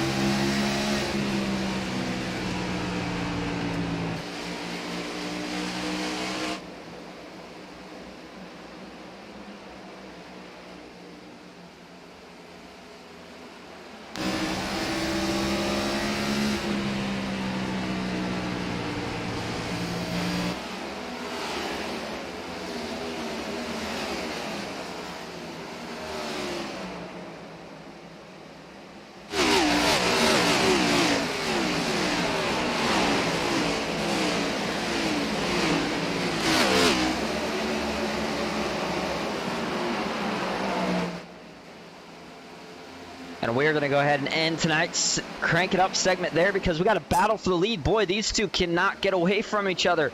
Carl Dotson is going to hold him off again, but Joshua Watson is going to just continue working this 29. And guess who is getting back into the battle from all this? The 36 of Andrew Neidhart. Now Joshua Watson is really, really leaning on Carl Dotson. He knows he needs to get by. He continues to wear tires and waste time here. Every lap that goes by, that 36 gets closer. Those tires get more and more worn. And the good thing for Andrew Neidhart is he got up here without battling as hard as these two have been. So I think if you're that 36, I right now would just sit in line, let these two go at it. And then once they fade from the tire wear, go right on by. I cannot get over how high Carl Dotson is running right now. In fact, through the beauties of some of the cameras we have here on iRacing, let's take a look at it. Watch the right rear here of Carl Dotson. As, boy, he is continuing to not give up. But watch how close this thing gets to the wall. Oh, man, it actually scrapes it again. And you see the right rear of that thing is pretty scraped up. And that is because he continues to just barely touch the wall. He's trying everything possible to get as much speed as he can out of the 29, but he's doing a heck of a job. Now the 01 getting a little impatient. He's going to try to show him the chrome horn. Gets him into the wall, but the 29 still continuing to lead. The 01 gets into the back bumper again, and this is where those tempers are starting to shorten up. This is the Bristol we expected to see, but didn't think we'd see it on the top lane. Into the back bumper again. And how many times can he do it before Carl Dotson's going to go around? Does he do it again? He gets a little closer, but not quite this time. The 36 right now, he's got to be real careful here. These two might have a little something going on. I think at this point, the 01 maybe would like to try to get to the outside of Carl Dotson. He gets loose, he slips up. The 01's going to try the bottom again here. Can he do it this time? He can't. The 29 still holding on.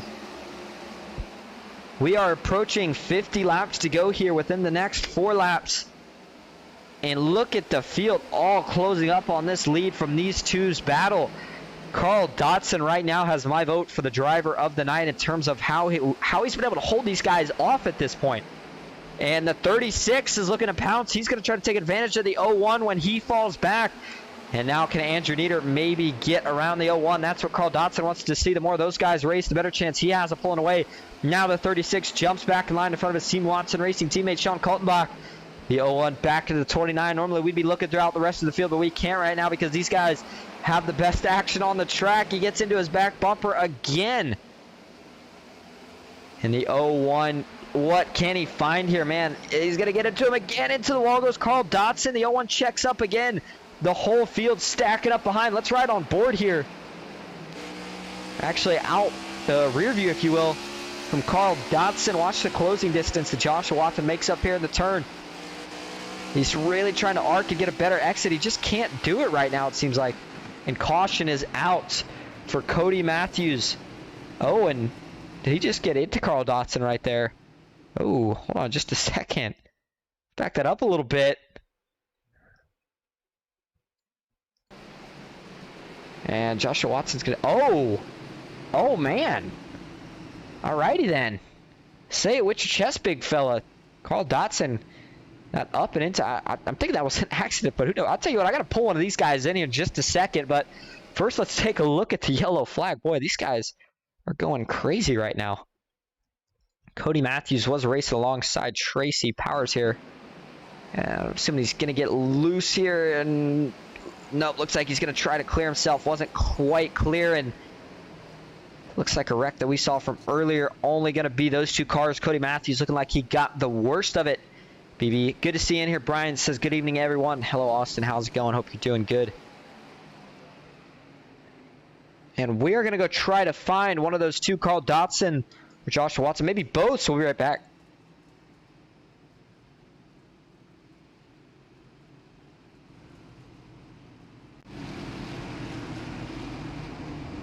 And actually, we'll let them pit first. Ladies and gentlemen, I'm telling you, this is shaping up to be something special because these two, as much as they have already been going at it, now they're both going down to the pits to take their last set of good years. And if we see anything like the battle we have seen so far from these two, it is going to get exciting. We're going to pull one of them up, but we'll give them just a second to get their pit stop. I think we should maybe talk to Joshua Watson first because he's been the guy that's trying so hard to get around, and he just can't find a way to do it right now.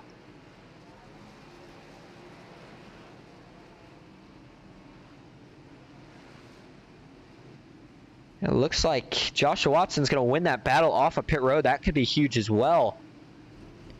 Hey, Joshua, this is Austin up the booth. You got a copy? Yes, I do. Well, man, that was, I mean, at least up here from the booth, I don't know about for you, it was certainly exciting to watch. Man, it looked like you were trying everything to get around Carl Dotson. Tell us about that battle there. Yeah, it was getting pretty frustrating knowing I had a quicker car and trying to get around him there and try to do it clean, but just getting frustrated is all. Well, we know that short tracks, especially ones like Bristol, can do that. Outside. The good news here for you is you got the lead, and it sounds like I just heard you say that you're going to take the outside line here, and that's probably a smart choice. We see how dominant Carl Dotson's been, but if he gets by you, what's the game plan now that you know maybe the inside's going to be a little bit harder to make some moves on? It's just going to be, I mean, we still got a little ways to go, so it's going to be being patient, not tearing our stuff up, and just trying to make the move at the right time. All right, well, thanks for talking to us. Good luck, and it's going to be an exciting last 50 or so laps. Thank you. There's Joshua Watson. We're sliding it back down to his team now, but you heard him there say it, getting frustrated.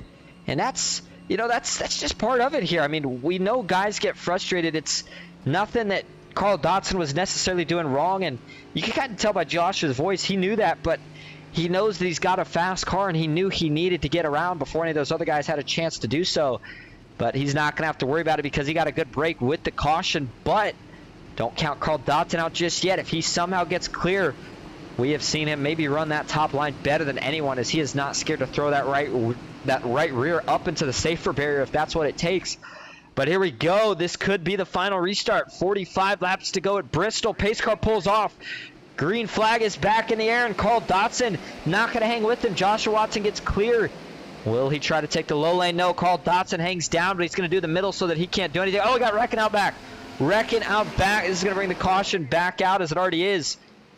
And couldn't tell exactly what was collected, but this one looked like it was maybe a little bit more than what we've seen so far tonight.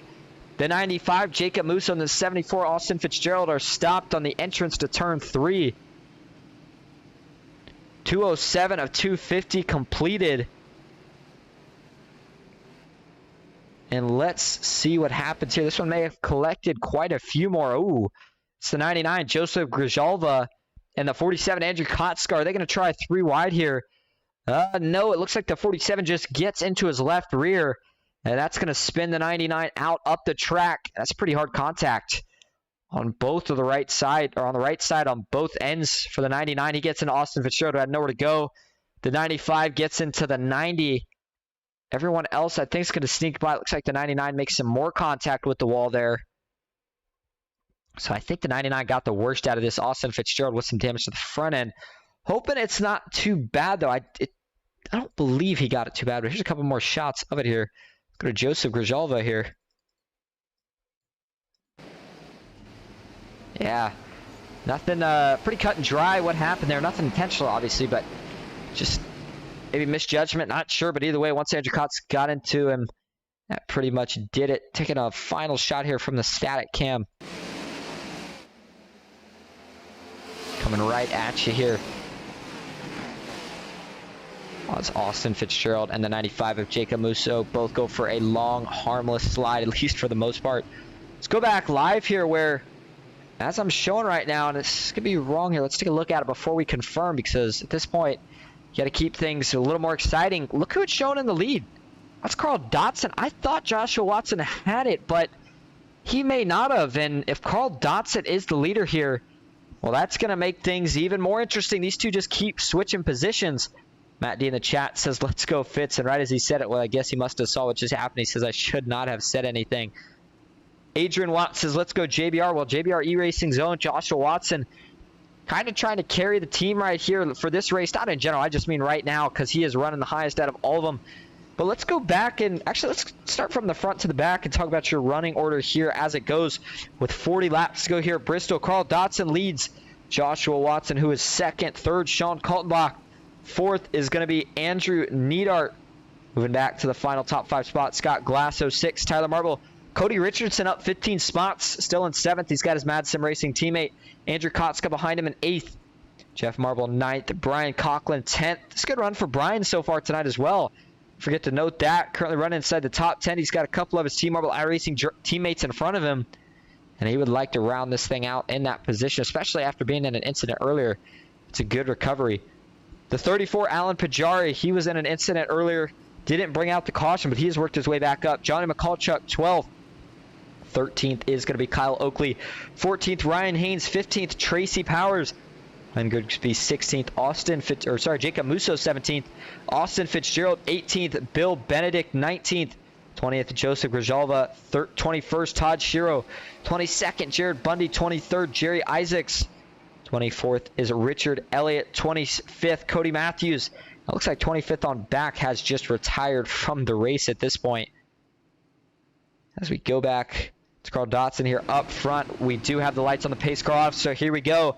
Pace car is going to take that hard left turn. We're going to go back green here at Bristol. Who gets the jump? It looks like it is going to be Joshua Watson. Wow, I'm surprised he was able to hang with him so well. But this time he gets clear, and he doesn't want to risk it. Oh, the 29 gives him the bumper. But he is able to hold on to it. Now he's going to have to jump high to defend the top. The 29 call. Dotson gets into him. The 01 spins. The 01 Joshua Watson is up into the wall. No caution. Oh, no, that's disastrous for the one, but now they wreck in front of him. He avoids it, and caution flies. That is not going to be a happy driver, ladies and gentlemen. Oh, the 01. He is not going to be too happy after that. You kind of thought maybe it would happen at some point sooner or later. I hope I didn't accidentally make the mic crackle for you guys. Boy, that was crazy watching that from here. Carl Dotson trying to get everything. Joshua Watson tried to hold him off on the low line. Contact was made. Hearts were broken, and feelings are going to be hurt. The 01's going by some of these guys here just to pick up some position, I'm assuming. Joshua Watson is one of the veterans, so I think as upset as he is right now, he's just going to keep his cool, try to recover, and just see as long as try to get the best finish he can. He will save it for post-race. But, man, that is heavy damage to the right front. All right, let's go take a look at everything that happened in this sequence here because it was pretty wild. Not this one. This was what happened the caution before, but this one here, that might have been one of the craziest moments of the season so far. Here we go. Man, oh man. Let's back this up a little more so I can kind of break this down for you guys. Maybe a little bit more here. So this is into turn one. Joshua Watson got a great restart, and he knows he needs to get clear. He gets clear. Plenty clear, gets down. Carl Dotson gives him a bump. All fair there, squared him up, and Joshua Watson says, all right, I'm going to have to go back to the top.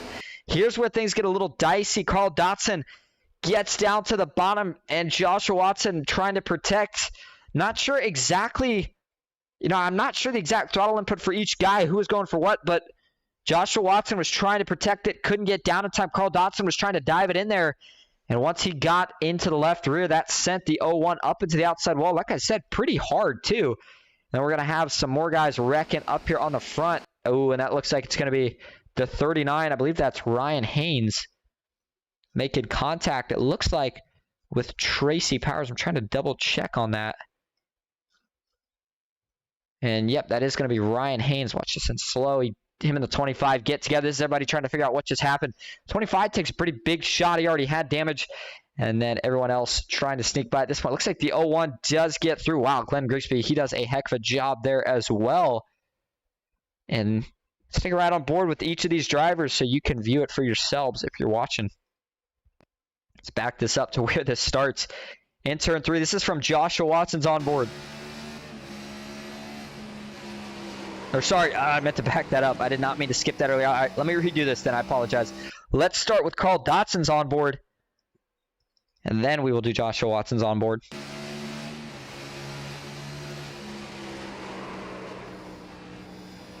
And there you go. Now let's ride on board with Joshua Watson, who right now it's looking like might be a lap down too as well after that.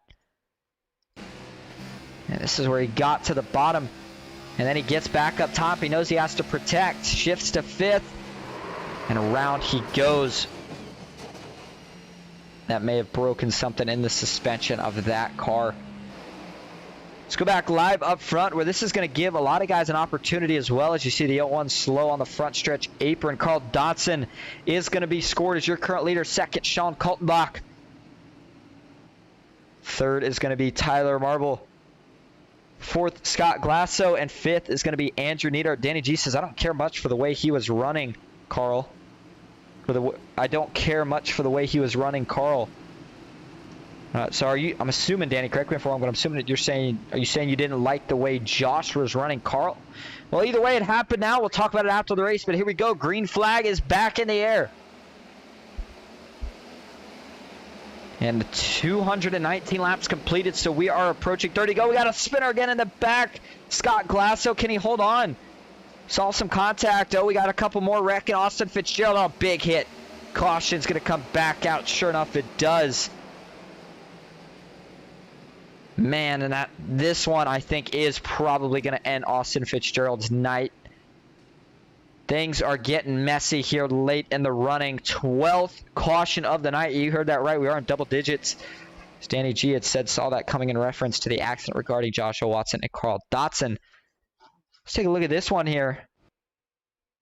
And this started further back with Scott Glasso. I mean, we're just seeing these stack-up effects. So let's start where this wreck starts, if you will. It's like we were saying was Scott Glasso here. I'm not sure how far back he exactly fell. Looks like he's still up at the 12th spot. Boy, he just got... Did he get any help here? No, he just gets loose.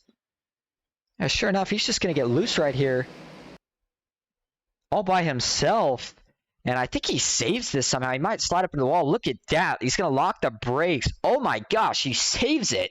Are you kidding me? Scott Glasso. Now further back is where the issues are going to ensue. The 95, they're going to go 3 wide with the 17, Kyle Oakley and Austin Fitzgerald. And are they going to try 4 wide here? Surely not. Well, they never made it to 4 wide. Contact was made. Austin Fitzgerald from that contact is going to go around, locks it up, but he's going to come back on the banking, and this is where the real contact's going to be made. 39, Ryan Haynes, nowhere to go. And then the 01, Joshua Watson. That's big damage, more damage to the 01 that he did not want. And we have talked about it. I think just about every driver that we have seen fast tonight, once they've gotten in their first incident and gotten sent to the back, it is just eating them up for the rest of the night. They have not been able to recover. They've gotten in more incidents, and that was the case there for a couple of guys, Austin Fitzgerald and Joshua Watson. Let's take a couple more views of it here. So Scott Glasso had a wicked save. We're going to have to ride on board with that, but take a look back at the actual wreck that ended up bringing out the caution. There's the 3 wide and just going to run out of real estate. And then Austin Fitzgerald was trying to keep it off the track. Unfortunately, not quite able to do so. And Joshua Watson, that's a pretty good hit to the front end of that thing, which was already banged up pretty good.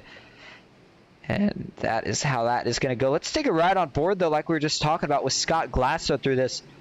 Boy, I mean, we see some saves tonight. Saves have not really been much of a thing. So for him to save this car, and it's an art, right? I mean, he had to do a couple things here to save this, including locking the brakes and working the wheel. He didn't just stay on the gas. Here we go.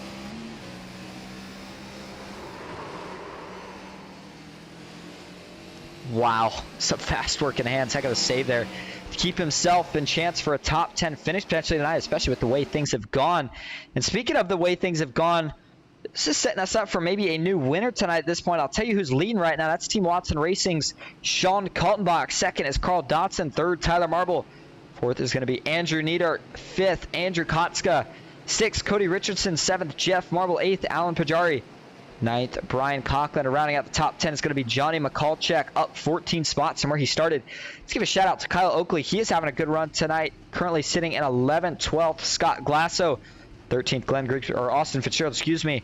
14th, Glenn Grigsby. Oh, and I just heard what sounded like a car blow up. Not sure where that was. Joshua Watson, 15th. Or sorry, Bill Benedict, 50th. Joshua Watson, 16th. 17th, Jacob Musa. Everyone further back is on pit road. And multiple laps down. Here we go. Pace car pulls off. 25 laps to go at Bristol. Well, it'll be next time around, I guess. But either way, green flag is out. The 29 gets a pretty good jump. And we will see if Sean Kaltenbach can make that high line work. I think if Carl Dotson gets clear, he is going to set sail on the field. But we won't know until he does get clear. That 2 has some damage on the front end. Doesn't seem to be affecting him at all right now. And here we go. 25 laps to go at Bristol. And that is not a long way around this half-mile oval. The 2 still working the top. Not clear just yet, though. Now he does get clear, and I think his best shot is going to be to run that high line and defend it because Carl Dotson has been running it the best all night. Further back, everybody got a lot more sorted out this restart than what we have seen so far. In fact, most of the field here is single file. Joshua Watson continuing to work. And he is going to try to get his way around the 72 of Johnny Mikulczyk. None of these guys should have new tires left. I wouldn't think so, at least. Danny Gutierrez says it was a bit dirty. Again, relating back to that accident involving JBR E-Racing's Joshua Watson and Carl Dotson. Carl Dotson has had a heck of a night, though, so far. And at this point, you got to think he's the favorite to win. But you can't necessarily say that he's going to win because pretty much anybody's race at this point still. I mean, the two biggest contenders that were going at it, one of them is not in contention anymore. So we could see anybody such as Sean Kaltenbach win. Andrew Neidhart probably been the cleanest all day of some of the fastest cars in the field. He currently sits third, so maybe look for him to have something late in the running. But at this point, I think if you are Sean Kaltenbach, you are hoping for no more cautions unless all of a sudden that 29 gets by you, in which case maybe you are. But at high line, earlier we saw it working pretty good, but the inside still seemed to be dominant. As this race has progressed, that top line has 110% been the place to be. It's been the fastest part of the track. And, I mean, I don't know why you'd really want to sit anywhere else. But just as I say that, we're going to have a battle for the lead here. Carl Dotson dove low. He's trying to get clear of the two. He does. And he is going to slide up to the top line. Sean Kaltenbach's trying to cross over. He knows it's his only shot at it. He is going to send it in, realizes it's not going to be enough. He has to let Carl Dotson go. Very respectful piece of driving there from the two. He might have had enough if he tried to get an aggressive slide job, but I don't think it was going to work out. Oh, Carl Dotson gets loose. He spins. He spins by himself. He's in the wall. No, caution is back out. Another huge plot twist. I think he might have been gone, but he spun it. Oh, man. I don't know what to say anymore. I mean, I'm speechless. This race has been so unpredictable. Just when you think he's going to get away, it spins on him. Let's take a look at it. Just comes around, coming out of the turn. That's where it really gets loose. And Sean Kaltenbach maybe gave him a little tap, but that was after he'd already started to spun. I think he was going to spin anyway. Man, oh man, let's take one more look at it here. Back this up actually a little farther. He completed the move. Thought he was setting sail here, but just comes around on him. Some contact with the inside wall, going to give him some damage as well, and that'll hand the lead back over now to Sean Kaltenbach. Second is going to be Andrew Neidhart. Third, Tyler Marble. Fourth, Andrew Kotska. Cody Richardson rounding out the top five, up 17 spots from where he started, by the way.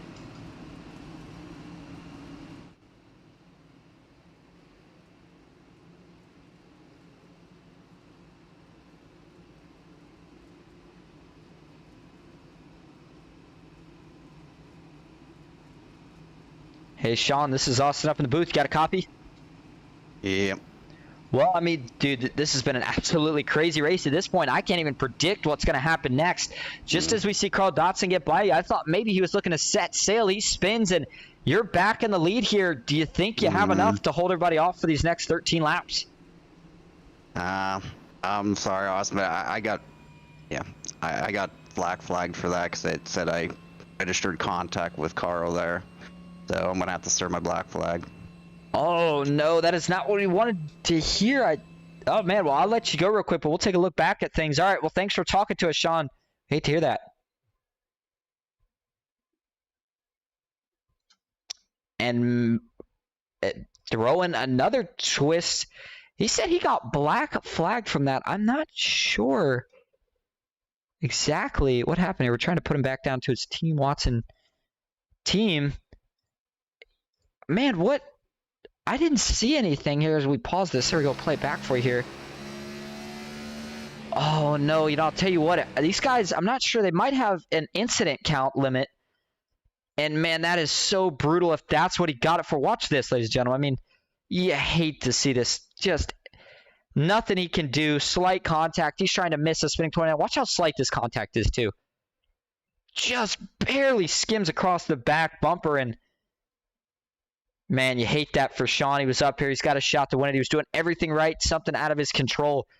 Sounds like it is going to be a night ender. So I take it back. If he does have to indeed serve the black, well, he will still start as your leader, but that would hand over the lead to one of these other guys, but who it's going to be, we don't know. That depends on how this restart goes, but I got to think Sean Kaltenbach is going to maybe try to help his 36 teammate out, and not going to do anything to hurt anybody else. He is just going to make sure he sticks to the bottom and lets his 36 teammate go without any extra racing. And we are going to have an 11-lap shootout here at Bristol to end it.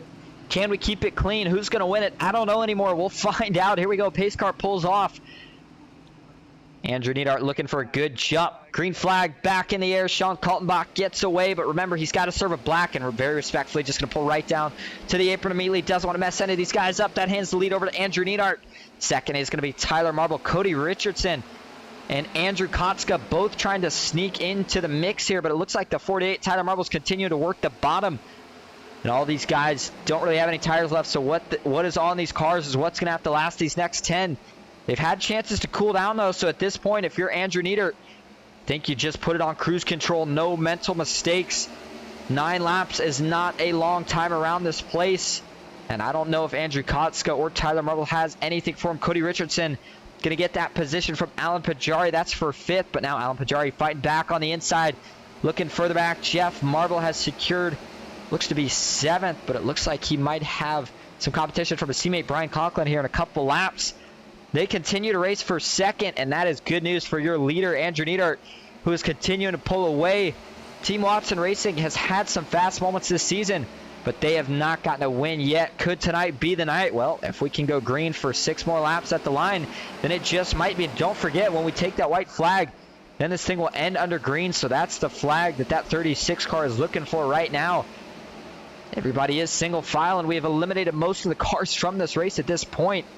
And looking at your scoring tower, we only have 13 cars of the 35 starting, still on the lead lap. Nobody's a lap down. Sean Kaltenbach, the first car, sitting 2 laps down.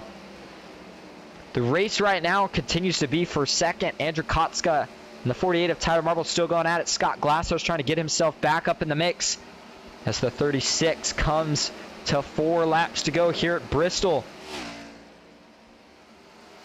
He is in a rhythm right now. I can almost promise you he is not pushing any extra than he has to. We talked to him earlier. He seemed a little nervous. Right now he's got to be feeling pretty good. He's got to do it for 3 more laps, though.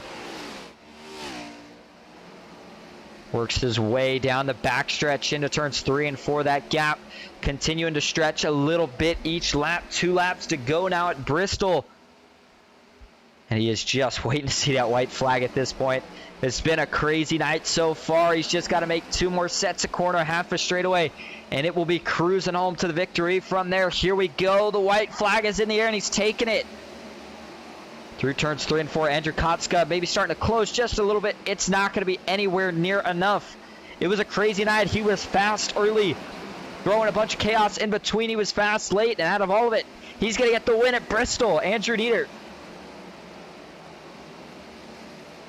And Team Watson Racing brings it home first. I was going to say Mad Sim Racing with another good showing, though, bringing it home 2nd and 5th. And man, if his teammate would have been up there, they might have had a 1-2. But either way, Andrew Neidhart gets the job done in the craziest race of the season. Maybe not in the good way, but he is certainly going to be proud. He had to earn this one tonight. And he is going to burn it down here. Don't forget his teammate Sean Kaltenbach was going to have a chance at maybe getting the win as well. Unfortunately, things didn't work out. But I'll tell you what, as a driver in some of these things, not this series specifically, but you always know that if you can't win, you like to see your teammate win, and I think that's what Sean Kaltenbach's got to be feeling right now. Boy, he burned, and he is burning it down. I'll tell you what, I'm not sure where the sound went. It almost sounds like it got quiet. There we go. He's going to burn that thing down right in front of the fans until it blows up just about. And as he continues to burn it down, we are going to go see if we can get interviews from your top 3. We'll be right back.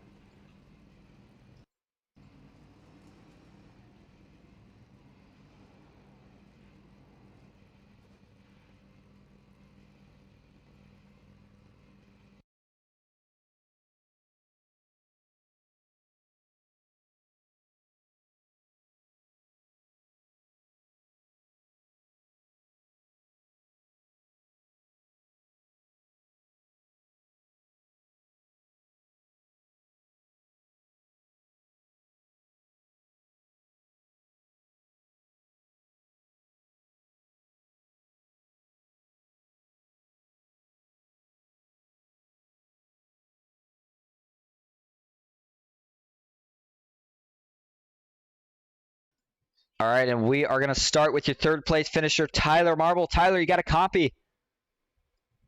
Well, I mean, certainly up here from the broadcast, it was such a crazy race. Easily the craziest one of the season so far. We saw chaos, we saw tempers, and we saw a new winner. But tell us about this race through your point of view.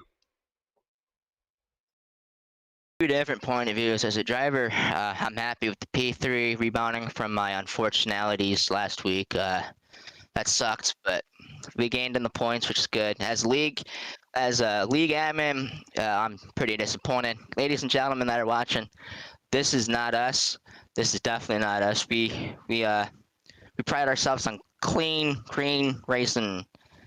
Just one of those nights. Hopefully we can do a little bit better at Martinsville. I know Martinsville is gonna be tough, but hopefully we gotta clean it up for sure. All right. Well, hopefully we can clean it up a little bit next week. But before we let you go tonight, is there anyone you want to thank or shout out? Yeah, I like to thank teammates, my old man Jeff Marble, Brian Conklin, and Andy Tico. These guys, week in and out, we do a great job talking to each other, giving each other feedback for the setups. I think you for broadcasting. Alloy Wheel Repair Specialist out of Richmond, Butt Kicker, Sim Racer Hub, iRacing iFlag, who sponsors our truck series. It's a great place to race. This was not a great race tonight, but trust me, we put on some nice green racing here. So I'm looking forward to next week. Hopefully we can clean it up. All right, sounds good. Thank you for talking to us. And I'll tell you what, I can certainly attest to that because we have seen it throughout most of the season. Tonight was Bristol. I mean, Bristol's crazy. We know that's going to happen. Let's move on now to your second place finisher, Andrew Kotska. Andrew, you got a copy? Yeah, I got you, Austin. Well, this is the second week in a row Mad Sim Racing has had a good finish. Of course, last week your teammate Cody Richardson winning, and he also finished in the top 5 tonight along with you. But we're here to talk about you tonight. You bring home second. Do you think maybe if you had another restart, you could have got the win? I don't know. Andy was looking fast out there on the short run. I don't know if I had much for him, but I was trying as hard as I could there. But I'll take that second place finish tonight, one of my best of the season so far. So great race overall for Cody and I at Mad Sim. A couple of our teammates had a bit of issues, but at least we got 2 top 5s here tonight. Well, I mean, I was just talking about this with Tyler. I mean, it was so crazy. How did you manage to keep the car so clean through most of the night and not really get caught up in any incidents? I don't know. I there was a few that I got caught up in, and a couple that I just somehow survived through. It was a rough night out there on the track, but glad I was able to kind of make it through without any penalties there. So it was a good hard battle trying to avoid everyone spinning in front. Well, a hard fought battle that it looks like you got on the winning side of. Before we let you go, is there anyone you want to thank or shout out tonight? Yeah, shout out to our sponsors, Mad Sim Racing, Jevicki Insurance, PKC, Power Headset. Shout out to the rest of the team and our setup shop for creating our awesome setups we have here on these short tracks. And also shout out to the family that's watching the broadcast right now. All right. Thank you, ladies and gentlemen. That is your second place finisher for Mad Sim Racing, Andrew Kotska in the 47. Now we will go ahead and pull in your winner here tonight, and I got to think he's going to be pretty happy. Let's find out. It's Andy Neidart. Well, we have to call him Andrew, but we'll call him Andy for now. Andy Neidart, you got a copy? I do. Well, man, I was just talking to Kotska. That was an absolutely crazy race. You come out the victor in it. First, let's talk about what it means to win at Bristol here. Oh man, this is great. I mean, this track resembles the closest track I grew up on racing go-karts. So and then of course it's an icon within the NASCAR world. So it's huge. I'd put this right behind Daytona for me. So yeah, it's huge. Traditionally I have not been very good at Bristol, but somehow I seem to click off a win every now and then. So no, it's great. But huge thanks to my teammate Sean. Him and I put in some massive test laps right before the race, and it paid off. So big thanks to him. He was a big part of that. So bummed to see him get black flag there the last few laps. Well, let's break down the racing portion a little more. Of course, we did talk to Sean a little bit about that, but getting back into your race here, you started out super fast. Joshua Watson found some speed through the middle part. A bunch of mess happened in between that. Here you are at the end. You find a ton of speed, and once you got clear on that last restart, did you think you'd be able to pull away? I did. I think my car seemed, as soon as it got out front, it had really good short run speed for the first 15, 20 laps. I noticed around lap 25, 30, Josh's car really started taking off. So with only 12 laps to go, I think it was just a matter of me not messing up, and just bring it home. Well, you certainly brought it home. We heard you give a couple shout outs, but before we let you go, is there anyone else you want to thank or shout out tonight? That's pretty much it. I think maybe just my dad and my sister. They both watching online tonight too, and so thanks for the broadcast. It's been a big help to make sure that people like that can watch from home. So thank you. All right, no worries, man. Sounds good. Thank you. And ladies and gentlemen, that's your winner tonight, Andrew Neidhart from Team Watson Racing. And before we let everybody go, let's go over the finishing results for tonight. Now we have a quick announcement to make. Andrew Neidhart, we just talked to him, brought home the win for Team Watson Racing. Second, Andrew Kotska. Third, Tyler Marble. Fourth, Scott Glasso. Fifth, Cody Richardson. Sixth, Alan Pajari. Seventh, Carl Dotson. Eighth, Jeff Marble. Ninth is going to be Brian Coughlin. 10th, Joshua Watson. 11th, Johnny McCallchuk. 12th, Austin Fitzgerald. 13th, Glenn Grigsby. 14th, Sean Kaltenbach. 15th, Jacob Musso. 16th, Bill Benedict. 17th, Todd Shiro. 18th is going to be Kyle Oakley. 19th, Jared Bundy. 20th, Richard Elliott. 21st, Ryan Haynes. 22nd, Tracy Powers. 23rd, Joseph Grijalva. 24th, Jerry Isaacs. 25th, Cody Matthews. 26th, Scott Naslin. 27th, Dave Sanders. 28th, Andy Tico. 29th, Ryan Shiro. 30th, Patrick Steen. 31st, Nicholas Isaacs. 32nd, Joe Musso. Jeffrey Souza, 33rd. 34th, Brian Curry, 35th. And the last car in the field, Cody Colley, because, of course, I was not racing. We only had just over 10 cars actually finish on the lead lap, which I thought was absolutely wild. I mean, usually we have probably 20 or more, but you heard Tyler say tonight was a little out of character, and boy, that is certainly true. These guys put on a heck of a show. 9 out of 10 weeks, and tonight when we had the racing, it was still good nonetheless. We created some drama, which we'll see if it carries over. The next place Ghost Racing Network heads is to Ron Morris Racing's Tuesday Night Thunder tomorrow at Talladega Super Speedway. I hope to see everyone there. Don't miss out, and don't forget to check out Ghost Racing Network's Discord for all up-to-date info on Ghost Racing Network and its events. I will see you all next time. Until then, have a good one.